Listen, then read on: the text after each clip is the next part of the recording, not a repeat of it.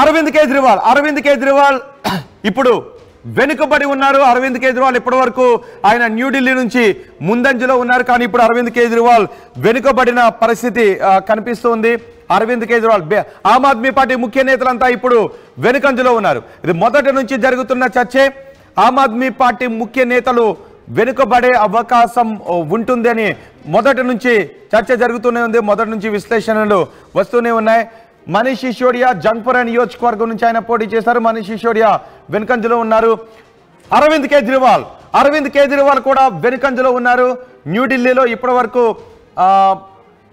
అరవింద్ కేజ్రీవాల్ ముందంజలో ఉన్నప్పటికీ ఇప్పుడు ఈ రౌండ్లో మాత్రం అరవింద్ కేజ్రీవాల్ వెనుకబడి ఉన్నారు. ఆమ్ ఆద్మీ పార్టీ ముఖ్య నేతలంతా ఆమ్ ఆద్మీ పార్టీ ఢిల్లీ మాజీ ముఖ్యమంత్రి, ఢిల్లీ మాజీ డిప్యూటీ సీఎం, ఢిల్లీ ప్రస్తుత ముఖ్యమంత్రి మొత్తం వెనుకబడి ఉన్న పరిస్థితి ఇక్కడ కనిపిస్తుంది.